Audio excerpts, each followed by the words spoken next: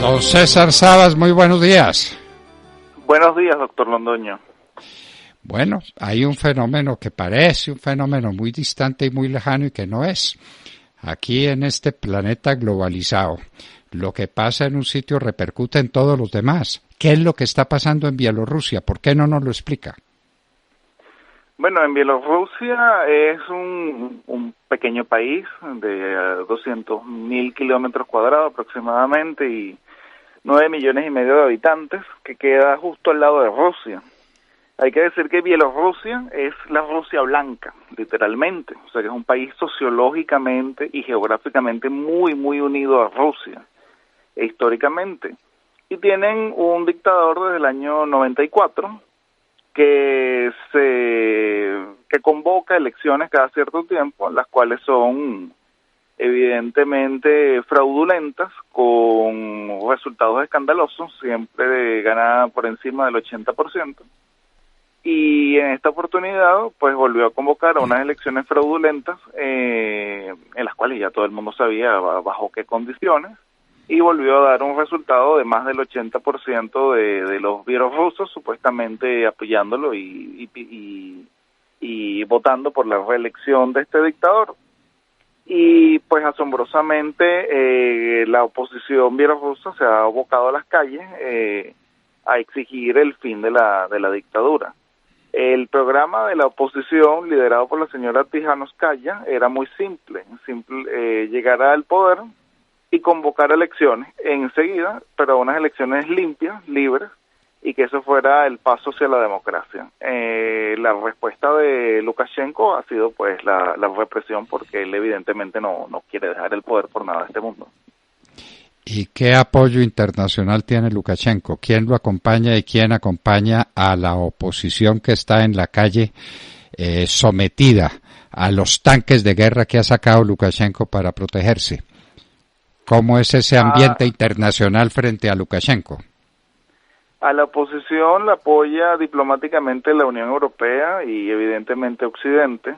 Lukashenko nunca ha sido un amigo de Occidente. De hecho, él llegó al poder prometiendo continuar con las políticas socialistas, porque a diferencia del resto de las ex repúblicas soviéticas que buscaron una vía hacia el libre mercado, Bielorrusia más bien buscó en esa oportunidad, y eso sí fue limpiamente, buscó la continuidad hacia el socialismo, porque hay que entender algo. De todas las repúblicas soviéticas, cuando la Unión Soviética la que mejor le fue a Bielorrusia. Antes de la Unión Soviética, Bielorrusia era una zona muy, muy pobre y atrasada. Los soviéticos construyeron ahí fábricas, construyeron ahí escuelas y hicieron de Bielorrusia una especie de central militar. Entonces, claro, ellos conservaban buenos recuerdos en ese entonces y votaron por Lukashenko. Así que Lukashenko nunca ha sido pro-occidental. ¿Quiénes apoyan ahorita a la oposición? La Unión Europea, sobre todo países como Lituania, Polonia. De hecho, la opositora está actualmente refugiada en Lituania.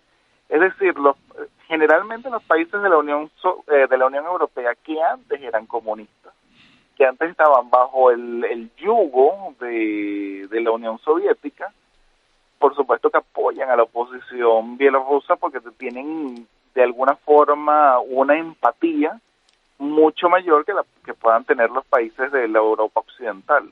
¿Y quién apoya a Lukashenko? Pues bueno, eso es bastante interesante porque hasta ahora ha tenido un apoyo, pero bastante moderado de Rusia. ¿Por qué bastante moderado? Porque si bien a Rusia no le conviene que Bielorrusia caiga en manos de un régimen pro-occidental, tampoco es que es muy amiga de Lukashenko, porque Lukashenko a veces ha intentado independizarse de Rusia. Y Rusia busca no tanto que Bielorrusia tenga un régimen dictatorial, sino que va más allá. Rusia está buscando en un futuro una reunificación del territorio entre Bielorrusia y, por supuesto, Rusia. Dentro del imaginario colectivo ruso existen aproximadamente 4 Rusias, que es la Gran Rusia, lo que llamamos la Federación Rusa, la que está gobernada por Putin, la Rusia Blanca, que es Bielorrusia, la pequeña Rusia, que es Ucrania, y la nueva Rusia, que es el sur de Ucrania. y en un futuro ellos buscan la reunificación de todo ese territorio, el antiguo imperio ruso, y hacer que Bielorrusia vuelva a estar dentro del imperio es parte de su meta, a mediano, incluso hasta, si es posible, corto plazo. Así que los rusos están tratando de ver qué tajada pueden sacar de la situación. En ese aspecto, la oposición bielorrusa ha sido muy inteligente en hacer ver que la protesta es anti-Lukashenko, pero no necesariamente anti-rusa, tratando de evitar de que haya una intervención armada como la que hubo en Ucrania.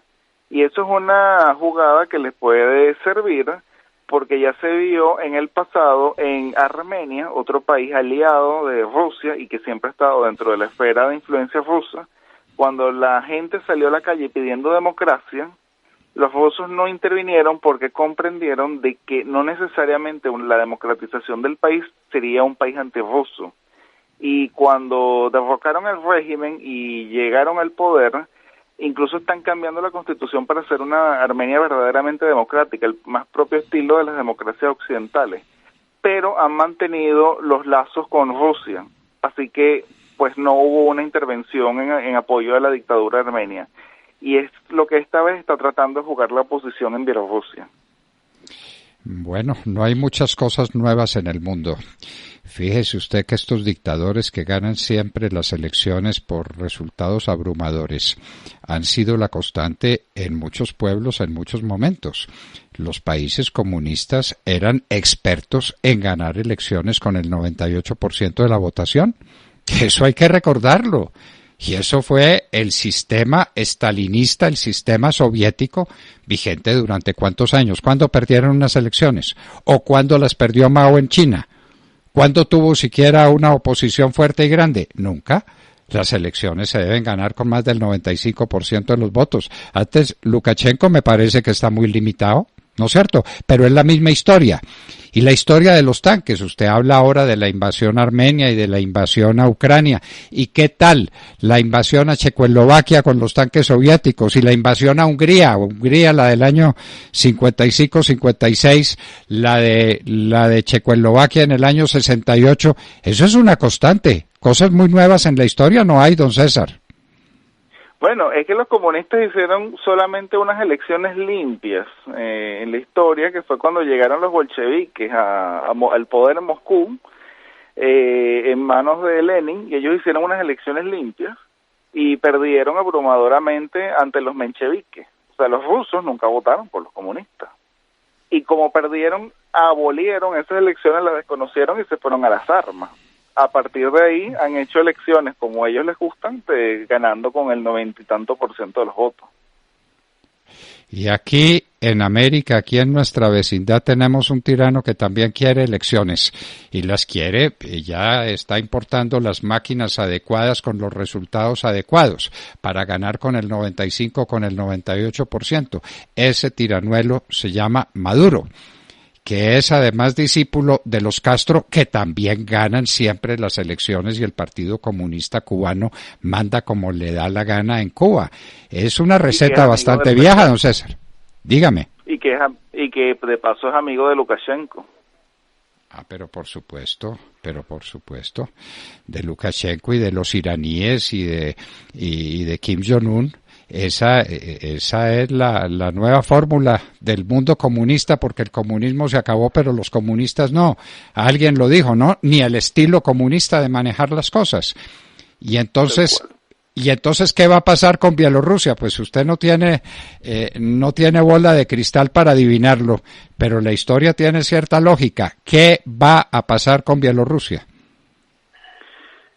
Bueno, este es un caso complicado, porque la Unión Europea, que es, digamos, aquí en Europa hay dos poderes, que es Rusia y la Unión Europea.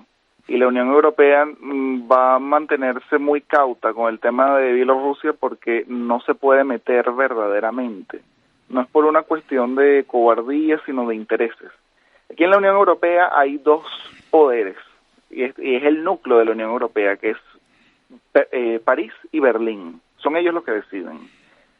Lisboa, Ámsterdam, todo eso son lo que llamamos la periferia. Entonces, el interés de Francia y el interés de Alemania es lo que define cuál va a ser la política de la Unión Europea.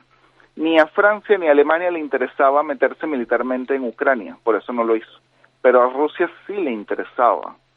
Y la Unión Europea aprendió del 2014, que le hizo ver falsas esperanzas al pueblo ucraniano, que los ucranianos creyeron que que podía haber una intervención occidental, y al final no la hubo. Y entonces se consiguieron con un país que ahora está dividido y de paso no es miembro de la Unión Europea ni siquiera de la OTAN. Entonces quedaron peor aún. La Unión Europea sabe que no lo puede hacer en Bielorrusia, pero por el contrario, Rusia no puede permitir, esto va más allá de Putin, es que Rusia como país no puede permitir por nada del mundo que haya una Bielorrusia enemiga de Rusia.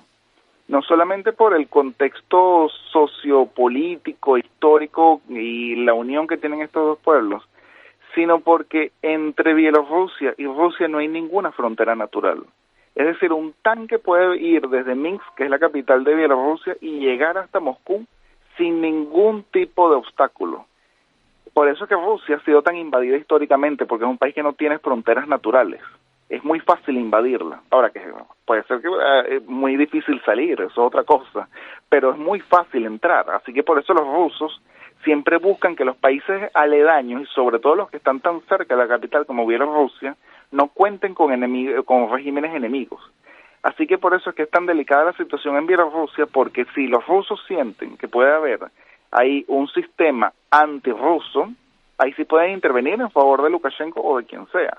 Entonces por eso es que la Unión Europea ha sido muy cauta y está sancionando al régimen de Lukashenko, está apoyando a la oposición, pero nunca haciendo ver como que si Occidente va a incorporar a Bielorrusia a su esfera de influencia, o como que la OTAN está interesada en atraer a Bielorrusia, porque eso podría prender las alarmas de Rusia. Y en este caso los rusos están dispuestos a hacer acciones que los occidentales pues no están dispuestos. Bueno.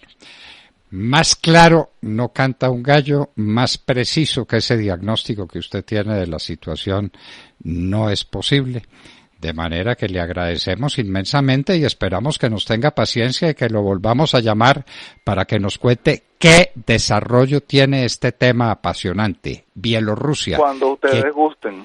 Bielorrusia, que quiere ser independiente, liberal, capitalista, pero Lukashenko, que quiere mantener su dominio, el dominio socialista, el dominio que conocemos en tantos lugares del planeta, sobre la base de elecciones amañadas, de elecciones cuyos resultados se conoce de antemano como las que prepara Maduro para Venezuela. Don César Sabas, un abrazo, mil gracias y hasta muy pronto. Un abrazo, muchas gracias, doctor. Bueno, ¿no es apasionante este tema de Bielorrusia? Amigos queridos. Bueno, sí lo es, me parece. Sí, señor, claro. Por supuesto. Yo me contesto solo porque no. No. Aquí estamos. Pero doctor Fernando, quiere que le diga una cosa, yo no veo que se vaya a caer Lukashenko.